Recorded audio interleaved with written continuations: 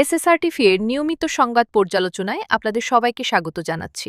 আজ আমরা কথা বলছি দক্ষিণ এশিয়ার ভূ-রাজনীতিতে বাংলাদেশের এক সাহসী অবস্থান নিয়ে। তিস্তা পানি সংকট সমাধানে আর কারো জন্য অপেক্ষা নয়, নিজেদের স্বার্থেই বড় পদক্ষেপে যাচ্ছে ঢাকা। পররাষ্ট্রমন্ত্রী খলিলুর রহমানের চীন সফরকে কেন্দ্র করে কি পরিবর্তন আসছে আমাদের আপনি তিস্তার কথা বললেন, অবশ্যই তিস্তার কথা হবে, অবশ্যই।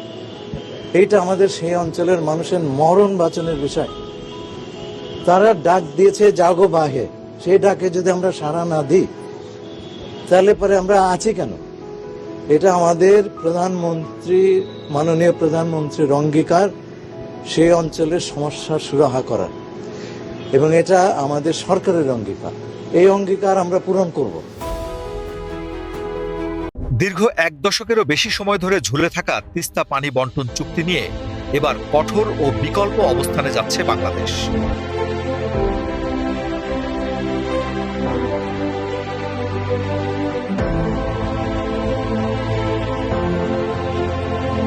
তিস্তা পারের মানুষের জীবন মরণ সমস্যার সমাধানে আর ভারতের জন্য অপেক্ষা করবে না ঢাকা, বরং বিদ্যমান সবকটি বিকল্প উপায় নিয়ে কাজ শুরু করতে যাচ্ছে সরকার। মঙ্গলবার ৫ মে ২০২৬ রাষ্ট্রীয় অতিথি ভবন পদ্মায় যুক্তরাষ্ট্রের প্রতিনিধি দলের সাথে বৈঠক শেষে সাংবাদিকদের এসব তথ্য জানান পররাষ্ট্রমন্ত্রী খলিলুর রহমান।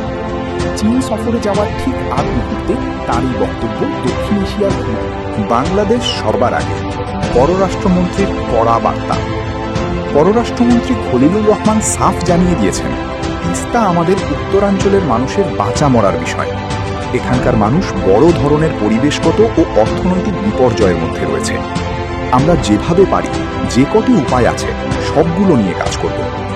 তার এই বক্তব্যে স্পষ্ট যে ভারত চুক্তি করতে দেরি করলে বাংলাদেশ বসে থাকবে না।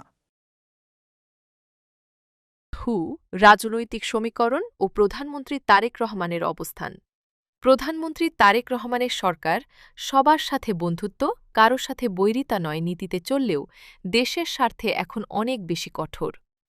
ভারত না চীন, কোন দেশ আগে সফর করা হবে এমন প্রশ্নের উত্তরে পররাষ্ট্রমন্ত্রী জানান, সেটি এখনও চূড়ান্ত হয়নি এবং এটি দুই দেশের প্রধানদের সুবিধার ওপর নির্ভর করে। তবে তিনি জোর দিয়ে বলেন, সবচেয়ে বড় বিচার্য বিষয় হচ্ছে বাংলাদেশের মানুষের স্বার্থ।